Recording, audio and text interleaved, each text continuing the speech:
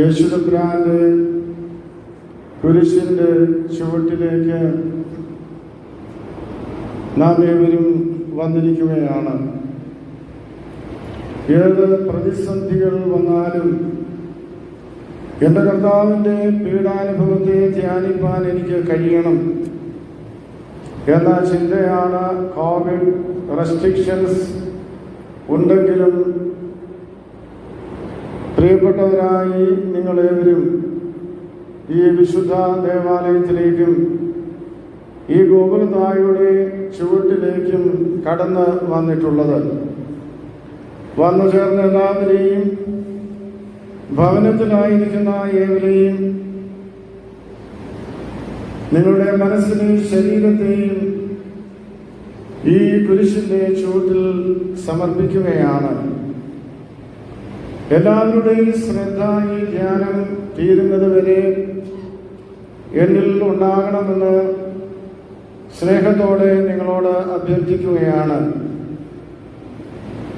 നിങ്ങളുടെ ശ്രദ്ധയെ തിരിപ്പിക്കുവാൻ പിശാച് ചുറ്റുമുണ്ട് എന്നുള്ള ചിന്ത നമ്മെ ഭരിക്കുകയും വേണം. നീതി കുരിശിക്കപ്പെടുകയാണ്, സത്യം സംസ്കരിക്കപ്പെടുവാൻ പോകുകയാണ്.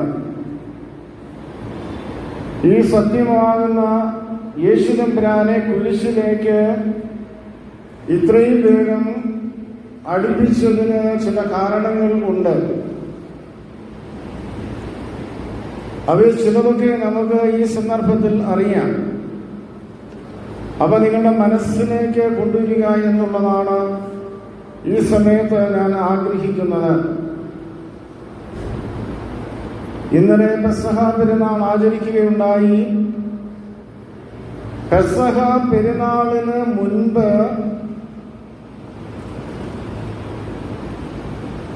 വിവിധ പ്രദേശങ്ങളിലുള്ളവരെല്ലാം പെസഹ പെരുന്നാളിൽ കൂടുക എന്നുള്ളത് പതിവാണ്.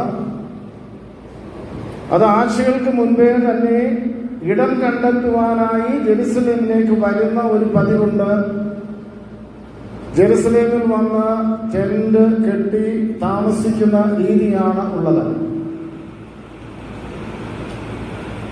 ഇതിനു മുൻപായിട്ടാണ് യേശുദമ്പുരാൻ സ്നേഹിച്ച ഭവനത്തിലെ സഹോദരൻ, ആ സഹോദരന്റെ പേര് നമുക്കറിയാം, ലാസർ, മരിക്കുന്നു. കർത്താവ് സ്ഥലത്തില്ല, 2 ദിവസം ദൂരെയാണ്.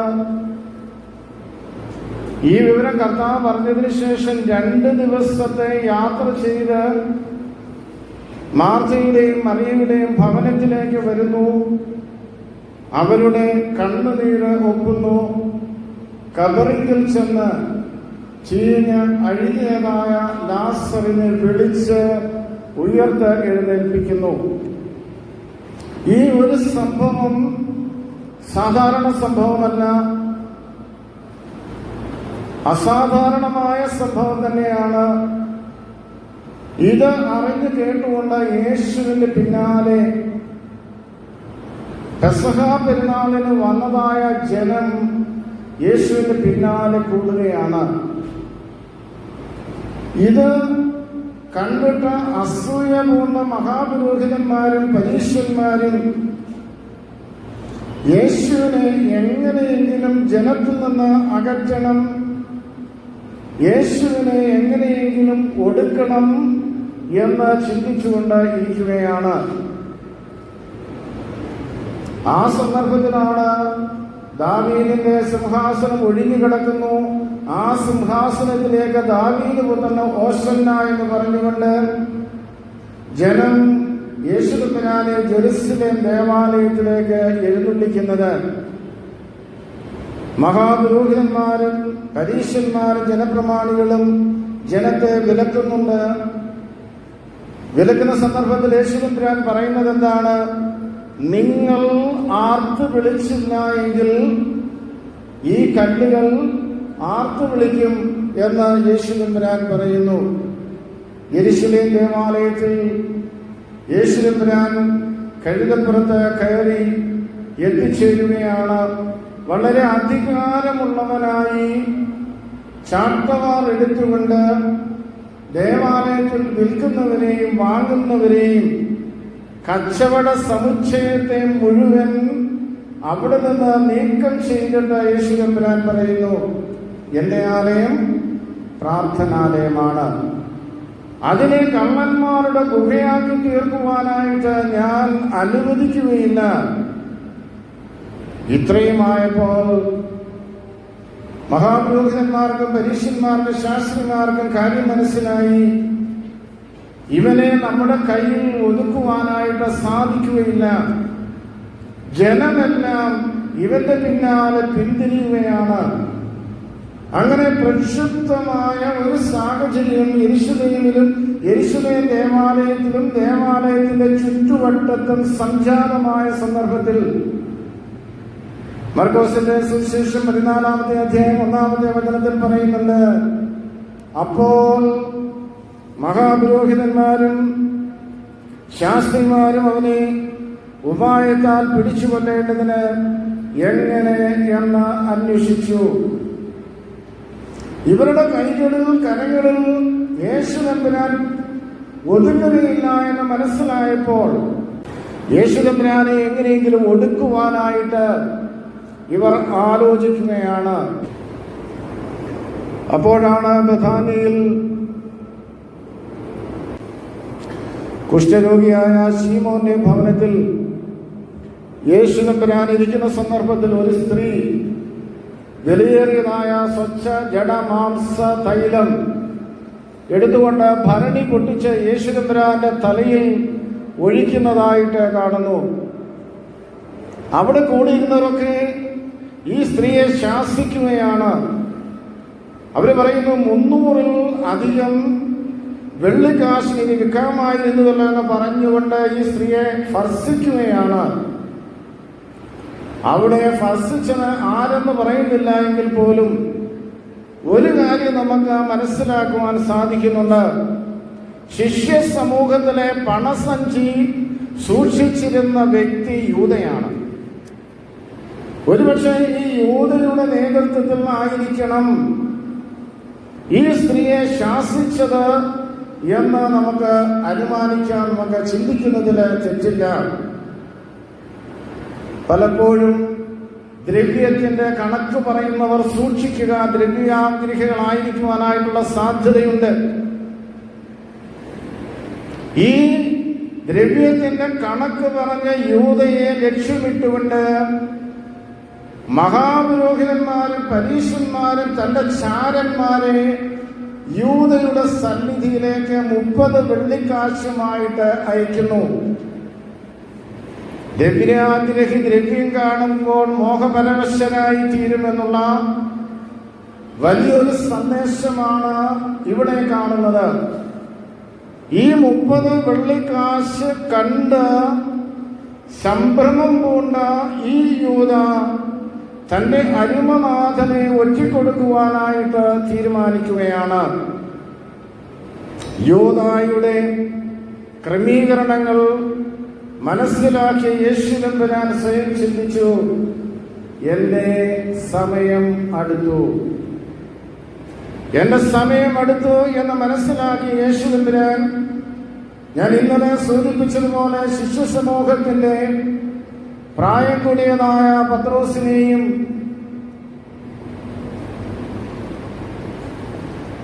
ശിഷ്യ സമൂഹത്തിലെ പ്രായം കുറഞ്ഞ യോഹന്നാനെയും പെസഹ ഒരുക്കുന്നതിന് വേണ്ടി അയക്കുകയാണ്.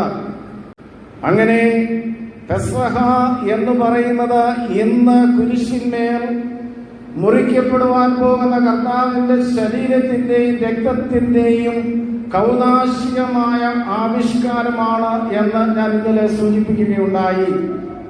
അതായത് പെസഹായും ഇന്ന് കുരിശുമേൽ മുറിക്കപ്പെടുന്ന കർത്താവിന്റെ തിരുശരീര രക്തങ്ങളും ഒന്ന് തന്നെയാണ്, രണ്ടല്ല. ഈ പെസഹ സ്ഥാപനത്തിന് ശേഷമാണ് ഭീകരതയുടെയും ഇരുട്ടിന്റെയും മധ്യത്തിൽ യൂദ യേശുവിനെ ഒറ്റിക്കൊടുക്കുകയാണ്. യേശു തികച്ചും ശത്രുക്കളുടെ കയ്യിലായി. ഹന്നാവിന്റെയും പീലാത്തോസിന്റെയും ഹെറോദേസിന്റെയും അതിനുശേഷം വീണ്ടും പീലാത്തോസിന്റെയും സന്നിധിയിൽ വിസ്തരിക്കപ്പെട്ടു കഴിഞ്ഞ് ഇവനിൽ കുറ്റമൊന്നും കാണുന്നില്ല എന്ന് ബോധ്യപ്പെട്ടിട്ടും ജനപ്രമാണികളെ ഭയന്നുകൊണ്ട് യേശുതമ്പുരാനെ ഏൽപ്പിച്ച് കൊടുക്കുകയാണ്. അവർ സ്വന്തം വസ്ത്രം അഴിച്ചു കളഞ്ഞ് ചുവന്ന കുപ്പായം ധരിപ്പിക്കുന്നു. മുള്ളുകൊണ്ട് കിരീടം മെടഞ്ഞ് യേശുതമ്പുരാന്റെ തലയിൽ വച്ച് അടിക്കുന്നു. രാജത്വത്തിന്റെ അധികാരമായിരിക്കുന്ന ചെങ്കോലിന് പകരം ഒരു കമ്പെടുത്ത് യേശുതമ്പുരാന്റെ കരങ്ങളിൽ കൊടുത്തിട്ട് അവന്റെ മുമ്പിൽ നിന്ന് പരിഹാസപാത്രത്തോടെ ജയ ജയ എന്ന് വിളിച്ചുകൊണ്ട് യേശുതമ്പുരാനെ പരിഹസിക്കുകയും കന്നത്തടിക്കുകയും മുഖത്ത് തുപ്പുകയും ചെയ്യുന്ന ആ ഒരു രംഗം പ്രിയമുള്ളവരെ നമ്മുടെ മനസ്സിലേക്ക് കൊണ്ടുവരുവാനായിട്ട് ഇടയായിട്ട് തീരണം. ലേവ്യ പുസ്തകം 16-ാം അധ്യായം 27-ാമത്തെ വചനത്തിൽ പറയുന്നുണ്ട്, പാളയത്തിന് പുറത്ത് യാഗമൃഗം അറുക്കപ്പെടണം. ഒരു യാഗമൃഗത്തെ പോലെ, ഞാൻ ആവർത്തിച്ച് പറയുകയാണ്, ഒരു അറുക്കുവാൻ കൊണ്ടുപോകുന്ന ഒരു യാഗമൃഗത്തെ പോലെ പഴയ നിയമത്തിൽ നാം പരിശോധിക്കുമ്പോൾ അബ്രഹാം ഇസ്ഹാക്കിന്റെ തലയിൽ യാഗമർപ്പിക്കുവാനായി വിറകെടുത്ത് കൊടുത്ത ആ വിറകും ചുമലിലേറ്റി മോറിയ മലയിലേക്ക് നടന്നതുപോലെ തന്നെ യേശുതമ്പുരാന്റെ ചുമലിൽ തന്റെ യാഗപീഠമായിരിക്കുന്ന കുരിശ് ചുമലിൽ ഏറ്റിക്കൊണ്ട് മോറിയ മലയുടെ മധ്യത്തിലേക്ക്, അല്ലെങ്കിൽ തലയോടിടമെന്ന് പറയുന്ന സ്ഥലത്തേക്ക്, അതുമല്ലെങ്കിൽ കാൽവറി എന്ന് വിശേഷിക്കപ്പെടുന്ന സ്ഥലത്തേക്ക് യേശുതമ്പുരാനെ കൊണ്ടുപോകുകയാണ്. ചാട്ടാവാറടിയേറ്റ മുറിവുകളിൽ നിന്ന് രക്തം ധാരധാരയായി ഒഴുകുന്നുണ്ട്. ശരീരം മുഴുവനും പ്രിയമുള്ളവരെ വിണ്ട് കീറി കൂർത്ത കൂരിലും പാണികൾ കൊണ്ട് യേശുതമ്പുരാന്റെ കരങ്ങളും കാലുകളും ആണിയടിക്കുന്നതായിട്ടുള്ള രംഗം നമ്മുടെ മനസ്സിലേക്ക് കടന്നു വരണം. നമ്മുടെ നാഥൻ ഒരു നിമിഷം ദൈവത്തോടെ ചോദിച്ചു പോയി, എന്റെ ദൈവമേ, നീ എന്നെ കൈവിട്ടത് എന്ത്? അവന്റെ നാമം വരണ്ടു. ദാഹിക്കുന്നവനെല്ലാം എന്റെ അടുക്കൽ വന്ന് കുടിക്കട്ടെ. ഞാൻ നൽകുന്നതായിട്ടുള്ള വെള്ളം കുടിക്കുന്നവൻ ഒരു നാളും ദാഹിക്കുകയില്ല എന്ന് പറഞ്ഞ നാവുകൊണ്ട് യേശുതമ്പുരാൻ പറഞ്ഞു, എനിക്ക് ദാഹിക്കുന്നു. നിന്റെ ശത്രുവിനെ സ്നേഹിക്കുവാൻ പഠിപ്പിച്ച യേശുതമ്പുരാൻ കുരിശിൽ കിടന്നുകൊണ്ട് പറയുന്നു, പിതാവേ, ഇവരുടെ പാപം ഇവരുടെ മേൽ നിർത്തരുത്. പിതാവാ ദൈവത്തിന്റെ കരങ്ങളിൽ തന്റെ ആത്മാവിനെ ഫലമേൽപ്പിച്ചിട്ട് യേശുതമ്പുരാൻ പറയുന്നു, സകലതും പൂർത്തിയായി. നീതി ഇവിടെ ക്രൂശിക്കപ്പെട്ടിരിക്കുകയാണ്. സൂര്യൻ തന്റെ കിരണങ്ങളെ മറച്ചു, ഭൂമി കുലുങ്ങി, പാറകൾ പിളർന്നു, ദേവാലയത്തിന്റെ തിരശ്ശീല രണ്ടായിട്ട് കീറി. നീതി ക്രൂശിക്കപ്പെടുന്നിടത്തെല്ലാം പ്രിയമുള്ളവരെ ക്രിസ്തു ക്രൂശിക്കപ്പെടുകയാണ് എന്നുള്ള സത്യം വിസ്മരിക്കരുത്. ഞാൻ ആവർത്തിക്കുകയാണ്, നീതി ക്രൂശിക്കപ്പെടുന്നിടത്തെല്ലാം ക്രിസ്തു ക്രൂശിക്കപ്പെടുകയാണ്. അവിടെ നീതി സൂര്യൻ പ്രകാശിക്കുകയില്ല എന്നുള്ള സത്യം നാം മനസ്സിലാക്കണം. നീതി ക്രൂശിക്കപ്പെടുന്ന ഹൃദയങ്ങളിൽ ക്രിസ്തുവിന്റെ പ്രകാശം ഉദിക്കുകയില്ല. അവിടെ അന്ധകാരമയമായിരിക്കും എന്നുള്ള സത്യം നാം വിസ്മരിക്കരുത്. നാം ഒന്ന് ചിന്തിച്ചു നോക്കുക. ലാസറിനെ ഉയർപ്പിക്കുവാനായി 2 ദിവസത്തെ യാത്ര ചെയ്ത് നടന്നു വന്ന പാദങ്ങൾ ഇന്ന് ആണിയാൽ തറയ്ക്കപ്പെട്ടിരിക്കുകയാണ്. വിശന്നിരിക്കുന്നവരുടെ മുമ്പിൽ മനസ്സറിഞ്ഞ ഹൃദയത്തിൽ ഇപ്പോൾ കുന്തം കൊണ്ട് കുത്തി അവിടെ നിന്ന് രക്തവും വെള്ളവും ഒഴുകുന്ന ഒരു ചിത്രമാണ്. 5 അപ്പം കൊണ്ട് 5000 പേരെ തൃപ്തിപ്പെടുത്തിയ പോഷിപ്പിച്ചതായിട്ടുള്ള കരങ്ങൾ ഇപ്പോൾ ആളുകളാൽ തറയ്ക്കപ്പെട്ടിരിക്കുന്നു. കുരുടനെയും തളർവാദ രോഗിയെയും കൂതുള്ള സ്ത്രീയെ സൗഖ്യമാക്കിയ മനുഷ്യ സ്നേഹി ഇപ്പോൾ മരത്തിൽ തൂക്കപ്പെട്ടിരിക്കുകയാണ്. വേദനശാലയിൽ കുറവിനെ പരിഹരിച്ച ധനാഢ്യനായ മനുഷ്യൻ ഇപ്പോൾ നിസ്സഹായനായി കുരിശിൽ കിടക്കുകയാണ്. കടലിൽ താണു പോകാൻ ശ്രമിച്ചതായ പത്രോസിനെ രക്ഷിക്കുവാനായി കടലിൽ മീതെ നടന്നതായ കർത്താവ് ഭൂമിക്കും ആകാശത്തിനും മധ്യേ ഇപ്പോൾ കുരിശിൽ കിടക്കുകയാണ്. ഇങ്ങനെ സ്നേഹം മാത്രം ഈ ലോകത്തിന് ചൊരിഞ്ഞു തന്നതായ സാക്ഷാൽ സ്നേഹമാകുന്ന യേശുവിന്റെ ശരീരത്തിലെ ഈ മുറിവുകൾക്കും ഈ പീഡനങ്ങൾക്കും കാരണമെന്ത് എന്ന് നാം ഒരു നിമിഷം ചിന്തിക്കേണ്ടത് ആവശ്യമായിരിക്കുന്നു. ഇവിടെ ശ്രദ്ധിക്കുക, യെശയ്യാ പ്രവാചകൻ തന്നെ 53-ാമത്തെ അധ്യായം 5-ാമത്തെ വചനത്തിൽ പറയുന്നുണ്ട്, അവൻ നമ്മുടെ അതിക്രമങ്ങൾ നിമിത്തം മുറിവേറ്റു, നമ്മുടെ അകൃത്യം നിമിത്തം തകർന്നിരിക്കുന്നു. ശ്രദ്ധിക്കുക പ്രിയ സഹോദരി സഹോദരികളെ, യേശുദമ്പുരാൻ എന്തുകൊണ്ടാണ് ഈ പീഡനങ്ങളൊക്കെ ഏറ്റത്? തന്റെ ശരീരത്തിൽ ഈ മുറിവുകളൊക്കെ സഹിച്ചത് എന്തുകൊണ്ടാണ്? അവന്റെ ഓരോ ശരീരഭാഗങ്ങളിൽ ഏറ്റ മുറിവുകളും അവിടെ നിന്ന് ഒഴുകിയ ചുടുചോരയും നമ്മുടെ ആ ശരീരഭാഗങ്ങൾ കൊണ്ട് ചെയ്ത അകൃത്യത്തിന്റെയും അതിക്രമത്തിന്റെയും പരിഹാരത്തിന് വേണ്ടിയാണ്. നമ്മുടെ ഓരോ ശരീരഭാഗങ്ങൾ കൊണ്ടും നാം ചെയ്ത അകൃത്യത്തിന്റെയും അതിക്രമത്തിന്റെയും പരിഹാരത്തിന് വേണ്ടിയാണ് യേശുദമ്പുരാൻ തന്റെ ശരീരത്തിലെ ഓരോ അവയവങ്ങളിലും പീഡനങ്ങൾ സഹിച്ച് മുറിവേറ്റത് എന്ന് നാം ഈ സമയത്ത് മനസ്സിലാക്കുക. നമ്മുടെ കണ്ണുകൾ കൊണ്ട്, നമ്മുടെ ചെവി കൊണ്ട്, നമ്മുടെ നാവ് കൊണ്ട്, നമ്മുടെ അധരങ്ങൾ കൊണ്ട്, കൈകാലുകൾ കൊണ്ട് പാപഹേതുകമാകുന്ന ഓരോ അവയവങ്ങളിലും യേശുദമ്പുരാൻ മുറിവേറ്റു എന്നുണ്ടെങ്കിൽ അത് നമുക്ക് വേണ്ടിയാണ് എന്നുള്ളത് ഈ സമയത്ത് നാം മനസ്സിലാക്കണം. ഇപ്പോൾ നമ്മുടെ മനക്കണ്ണുകൾ കൊണ്ട് ഇപ്പോൾ അത് ദർശിപ്പാൻ നമുക്കിടയാകണം. പാപഹേതുമാകുന്ന നമ്മുടെ ഓരോ അവയവങ്ങളിലും യേശുദമ്പുരാൻ മുറിവേറ്റ് കഴിയുമ്പോൾ ആ അവയവങ്ങളിൽ നിന്ന് ഇറ്റിറ്റ് വീഴുന്നതായ രക്തത്തുള്ളികൾ പാപഹേതുകമാകുന്ന നമ്മുടെ അവയവങ്ങളിൽ വീണ് നമ്മെ വിശുദ്ധീകരിക്കുന്ന സമയമാണ് ഇപ്പോഴെന്ന് നാം മനസ്സിലാക്കുമ്പോൾ, വിശുദ്ധീകരിക്കപ്പെട്ടുകൊണ്ട് നമുക്ക് ഇന്നത്തെ ശുശ്രൂഷയ്ക്ക് ശേഷം ഭവനത്തിലേക്ക് പോകുവാനായിട്ട് ഇടയായിട്ട് തീരും. ഇത് വിശ്വസിച്ചുകൊണ്ട് വേണം ഈ കുരിശിന്റെ ചുവട്ടിൽ നമ്മുടെ പാപങ്ങളെയും പാപഹേതുകമാകുന്ന അവയവങ്ങളെയും സമർപ്പിക്കുവാനായിട്ട് എന്ന് ഈ സമയത്ത് ഞാൻ ഓർമ്മപ്പെടുത്തട്ടെ. എന്താണ് നമ്മുടെ അതിക്രമങ്ങൾ? എന്താണ് നമ്മുടെ അകൃത്യങ്ങൾ? നമ്മുടെ ദുശ്ശീലങ്ങളുണ്ട്.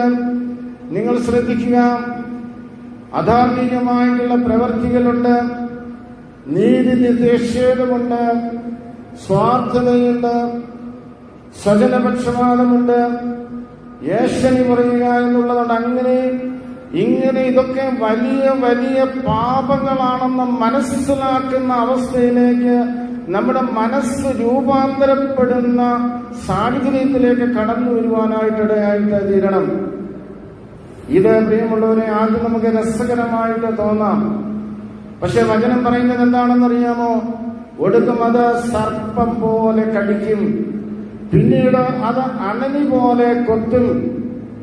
ഈ പാപം വലിയ വിഷമാണ്.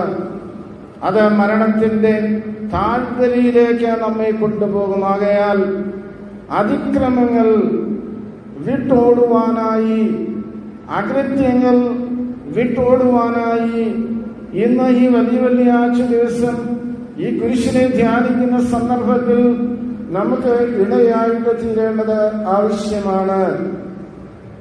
അതുകൊണ്ട് ഒന്ന്, നമ്മുടെ പാപങ്ങൾക്ക് വേണ്ടി, നമ്മുടെ അകൃത്യത്തിനു വേണ്ടി, അതിക്രമത്തിനു വേണ്ടി കർത്താവ് ഈ പീഡനങ്ങളൊക്കെ സഹിച്ചിരുന്നുണ്ടെങ്കിൽ, രണ്ടാമതായിട്ട് വിശുദ്ധ വചനം പറയുന്നുണ്ട്.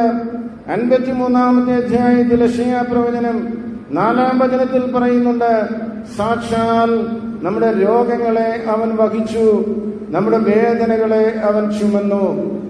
രണ്ടാമത്, എന്തിനു വേണ്ടിയാണ് കർത്താവ് ഈ പീഡനങ്ങളൊക്കെ സഹിച്ചത്? നമ്മുടെ രോഗങ്ങൾക്ക് വേണ്ടി, നമ്മുടെ വേദനകൾക്ക് വേണ്ടിയാണ്. ഇവിടെ ഇരിക്കുന്ന എത്ര പേർ ഈ കാര്യം വിശ്വസിക്കുന്നുണ്ട്? എന്റെ രോഗങ്ങൾക്ക് വേണ്ടി യേശു തമ്പുരാൻ മുറിവേറ്റു എന്ന് വിശ്വസിക്കുന്ന എത്ര പേർ ഈ കുരിശിന്റെ ചുവട്ടിലുണ്ടെന്ന് ഞാൻ ചോദിക്കുകയാണ്. ഇസ്കറിയാത്തായ യൂദാ തന്നെ വെച്ചു കൊടുക്കുന്നതിന് 3 ദിവസം മുമ്പ് യേശു തമ്പുരാൻ പറഞ്ഞത് എന്താണെന്നറിയാമോ? യേശു തമ്പുരാൻ പറഞ്ഞത്, യെരൂശലേമേ, യെരൂശലേമേ, കോഴി തന്റെ കുഞ്ഞുങ്ങളെ ചിറകിൻ കീഴിൽ ചേർത്തുകൊള്ളുവാൻ ആഗ്രഹിക്കുന്നത് പോലെ ഞാൻ നിങ്ങളെ ചേർത്തുകൊള്ളുവാനായിട്ട് ആഗ്രഹിക്കുകയാണ്. കോഴി തന്റെ കുഞ്ഞുങ്ങളെ ചിറകിൻ കീഴിൽ ശത്രുക്കളുടെ കയ്യിൽ നിന്ന് സംരക്ഷിക്കുവാൻ ആഗ്രഹിക്കുന്നത് പോലെ രോഗമുള്ളവരെയും വേദനപ്പെടുന്നവരെയും തന്റെ ചിറകിന്റെ കീഴിൽ ചേർത്തുകൊള്ളുവാൻ യേശു തമ്പുരാൻ ആഗ്രഹിക്കുന്നുവെന്ന് ഈ സമയത്ത് നാം വിശ്വസിക്കുക. ഒരുവനൊരുവന് വേണ്ടി മുറിക്കപ്പെടുവാനും പീഡ സഹിക്കാനുമാണ് വിളിക്കപ്പെട്ടിരിക്കുന്നത്. സത്യം വിസ്മരിച്ചുകൊണ്ടാകരുത് യേശുവിന്റെ പീഡാനുഭവത്തെ നാം വീക്ഷിക്കേണ്ടതും കാണേണ്ടതും. നമ്മിലെ രോഗവും വേദനയുമെല്ലാം കർത്താവിന്റെ ക്രൂശിന്റെ സ്നേഹത്തിലേക്ക് നമ്മെ അടുപ്പിക്കുന്നവയായിരിക്കണം. നമുക്ക് രോഗമില്ലെങ്കിൽ, നമുക്ക് വേദനയില്ലെങ്കിൽ കുരിശ് നമുക്ക് അന്യമായിട്ട് തീരും. അതുകൊണ്ട് നമ്മുടെ വേദനയും രോഗവും ക്രൂശിന്റെ സ്നേഹത്തിലേക്ക് നമ്മെ അടുപ്പിക്കുന്നവയാണ് എന്ന് ഞാൻ ഈ സമയത്ത് ഓർമ്മപ്പെടുത്തുകയാണ്. ഒരുപക്ഷെ ആ വേദനയില്ല എന്നുണ്ടെങ്കിൽ കുരിശ് നമുക്ക് അന്യമായി പോകുന്ന സാഹചര്യത്തിലേക്ക് കടന്നു വരും. നമുക്കറിയാം, കർത്താവിന്റെ കുരിശ് മരണസമയത്ത് സകല ശിഷ്യന്മാർ ഓടി ഭയന്ന് അകന്നവരാണ്. പക്ഷേ ആ കുരിശിന്റെ ചുവട്ടിലുണ്ടായിരുന്നത് ആരാണ്?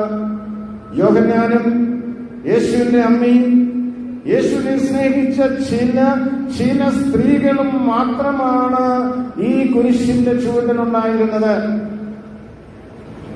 പക്ഷേ അവരെ സംരക്ഷിക്കുവാൻ ഈ ക്രൂശ് തയ്യാറായി തീർന്നു എന്ന് വരികിൽ നമ്മുടെ വേദനകളെയും രോഗങ്ങളെയും സംരക്ഷിക്കുവാനായി ഈ ക്രൂശ് തയ്യാറായിട്ട് തീരും എന്നുള്ളത് നാം വിശ്വസിക്കണം.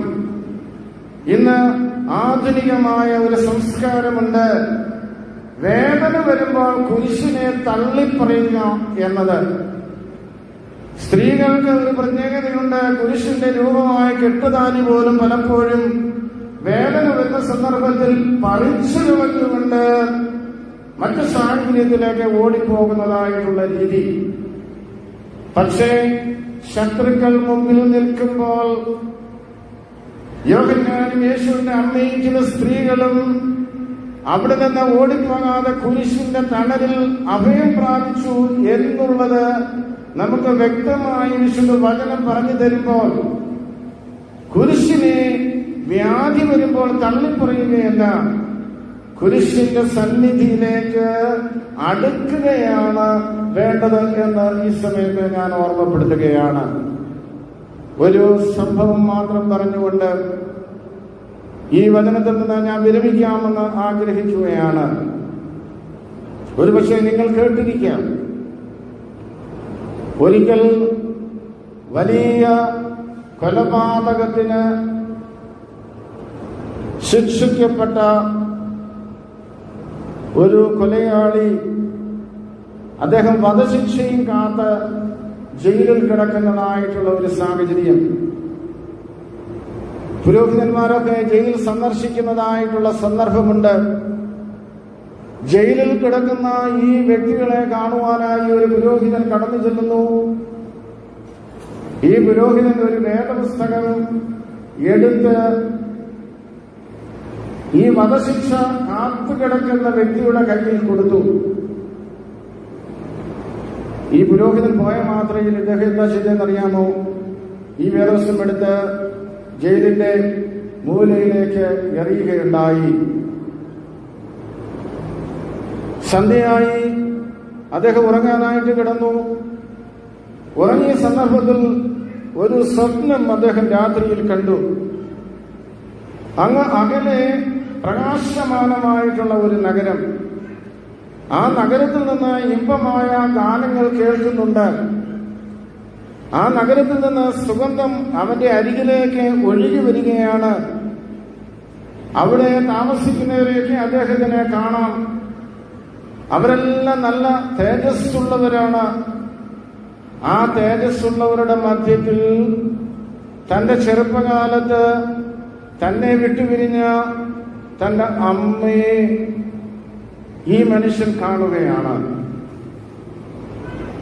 ഈ മനോഹരമായ നഗരത്തിൽ തേജസ്സുറ്റതായ വ്യക്തികളുടെ മധ്യത്തിൽ തന്റെ അമ്മ ഇരു കൈകളും നീട്ടിക്കൊണ്ട് ഈ മകനെ മാടി വിളിക്കുന്നതായിട്ട് ഇവൻ കാണുകയാണ്. തന്നെ സ്നേഹിച്ചു തന്റെ അമ്മയുടെ അടുക്കിലേക്ക് എത്രയും വേഗം എത്തിച്ചെല്ലുവാനായി ഇവൻ നിൽക്കുന്ന സ്ഥലത്ത് നിന്ന് ഈ നഗരത്തിലേക്ക് അവൻ ഓടുകയാണ്. ഓടിക്കൊണ്ടിരിക്കുന്ന സന്ദർഭത്തിൽ ഇവന്റെ മധ്യത്തിൽ എന്തോ ഒന്ന് മേലോട്ട് ഉയരുന്നുണ്ട്.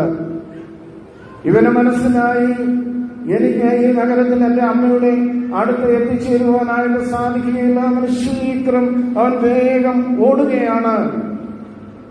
അവൻ ഓടി ഈ നഗരത്തിന്റെ സമീപത്തേക്ക് അടുക്കുന്തോറും ഇവന്റെ മുമ്പിൽ പൊങ്ങി വന്നതായിട്ടുള്ള മല ആകാശത്തോളം ഉയർന്നു.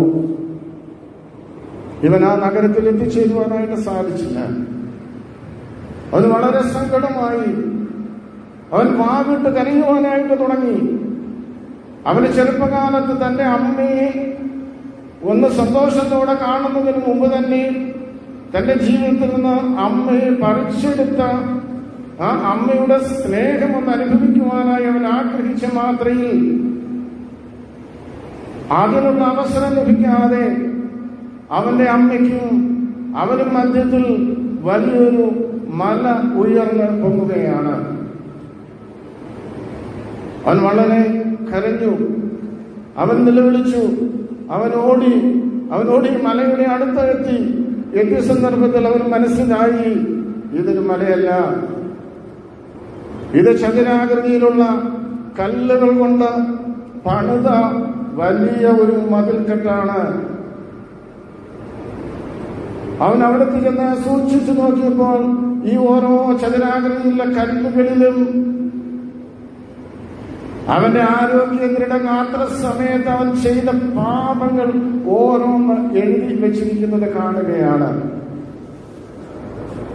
അവൻ നിസ്സാരമെന്ന് അവന്റെ ജീവിതത്തിൽ കരുതിയതായിട്ടുള്ള പാപങ്ങൾ അത്രയും ഈ കല്ലുകളിൽ കൊത്തിവെച്ചിട്ടുണ്ട്. പ്രിയമുള്ളവരെ, യെശയ്യാപ്രവാചകൻ പറയുന്നുണ്ട്, ദൈവത്തിന്റെ മുഖം ദർശിപ്പാൻ നിനക്ക് തടസ്സമായിരിക്കുന്നത് നിന്റെ പാപങ്ങൾ അത്രേ. ദൈവത്തിന്റെ മുഖം ദർശിപ്പാൻ തടസ്സമായിരിക്കുന്നത് നിന്റെ പാപങ്ങൾ അത്രേ. ഈ അമ്മയുടെ അടുത്ത് എത്തുവാൻ, തന്റെ അമ്മയുടെ സ്നേഹം രുചിച്ചറിയുവാൻ സാധിക്കാതെ പോയ ഈ വ്യക്തി അമ്മയുടെ അടുത്തെത്തുവാനായിട്ട് അവന് തടസ്സമായിരുന്നത് അവന്റെ ജീവിതത്തിന്റെ ചെറുതും വലുതുമായ പാപങ്ങളാണ്. ഇവൻ തലയിട്ട് അടിച്ചു. ആ സമയത്ത് അവിടെ ഒരു വലിയൊരു സംഭവം നടക്കുകയാണ്. സ്വർഗത്തിൽ നിന്ന്, മേലിൽ നിന്ന് തുള്ളി രക്തം ഈ മതിൽക്കെട്ടിന്മേൽ വീഴുകയാണ്.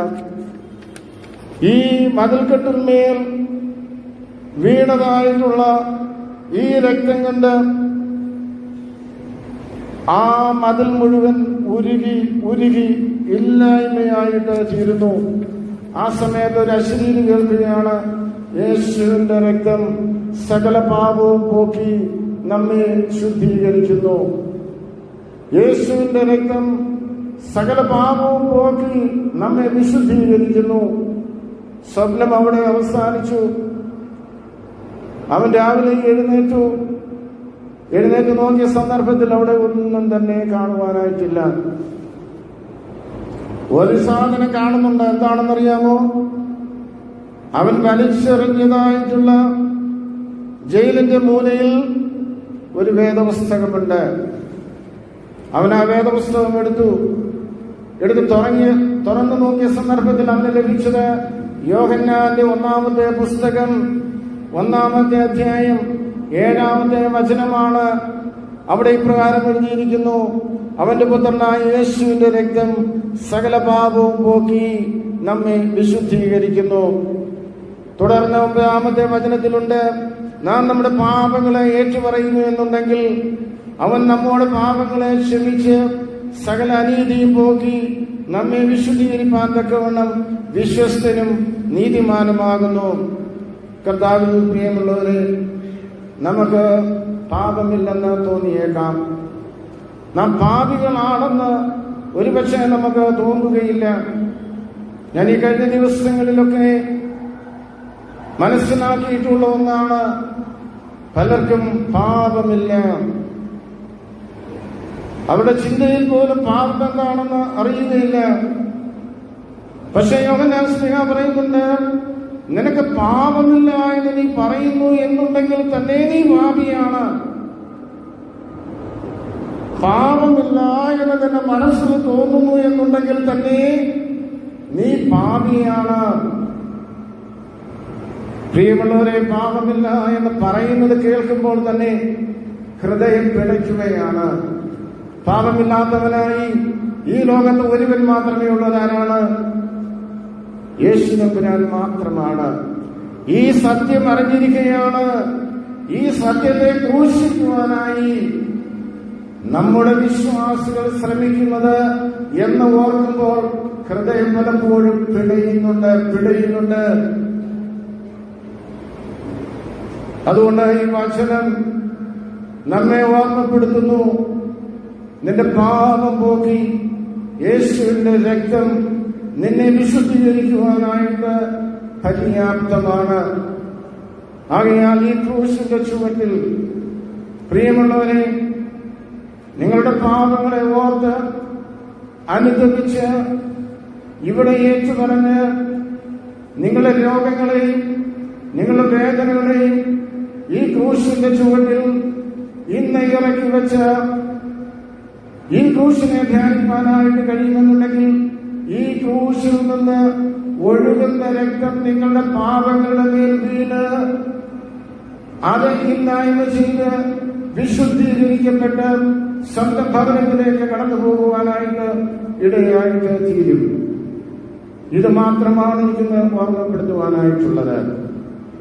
അതുകൊണ്ട് പാപരഹിതനായ ക്രിസ്തുവിന്റെ മുമ്പിൽ അവനേക്കാൾ വലിയവനാണെന്നുള്ള ചിന്ത ആരെങ്കിലും ഭരിക്കുന്നുണ്ടെങ്കിൽ ഒരുപക്ഷെ അത് നമുക്ക് ആദ്യം സന്തോഷകരമായിട്ട് തോന്നാം, ആഹ്ലാദകരമായിട്ട് തോന്നാം, വിജയഭേരി നമുക്ക് മുഴക്കുവാനായിട്ട് സാധിക്കും. പക്ഷെ അവസാനം മരണത്തിന്റെ താഴ്വരയിൽ നിപതിക്കും സർപ്പവിഷം പോലെ അത് നമ്മെ കൊത്തും എന്നുള്ളത് ഈ സമയത്ത് ഓർത്തിരിക്കുക. പാപത്തിന്റെ മേലും മരണത്തിന്റെ മേലും അധികാരമുള്ളവനായി ലോകത്തെ ജയിച്ച് മശിഹാ ക്രൂശിൽ കിടക്കുമ്പോൾ അവന്റെ ക്രൂശിന്റെ ചുവട്ടിൽ താണിരിപ്പാനായി ശ്രമിക്കുന്ന മനുഷ്യനാരുണ്ടോ അവർ ഇന്ന് രക്ഷയുടെ അനുഭവത്തിൽ, മഹത്വത്തിന്റെ അനുഭവത്തിൽ, വിശുദ്ധിയുടെ അനുഭവത്തിൽ വന്നു ചേരുവാനായിട്ട് ഇടയായിട്ട് തീരും. നിസ്സാരമായി ദൈവവചനത്തിന്റെ വാക്കുകളെ നിങ്ങൾ സ്വീകരിക്കരുത്.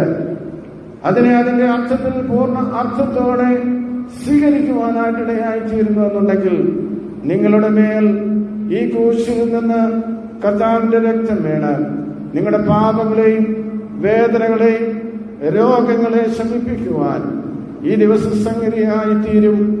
അതിന് പരിശുദ്ധ റൂഹ കർത്താവിന്റെ തിരുരക്തം ഇടയാക്കി തീർക്കട്ടെ എന്ന് ഓർമ്മപ്പെടുത്തി ഈ വചനത്തിൽ നിന്ന് ഞാൻ വിരമിക്കുകയാണ്. ഈ വലിയ വെള്ളിയാഴ്ച ദിവസം കർത്താവ് നമ്മെ ആശ്വസിപ്പിക്കുമാറാകട്ടെ. ആയത് പിതാവിന്റെയും പുത്രന്റെയും പരിശുദ്ധ റൂഹയുടെയും നാമത്തിൽ തന്നെ ആമേൻ.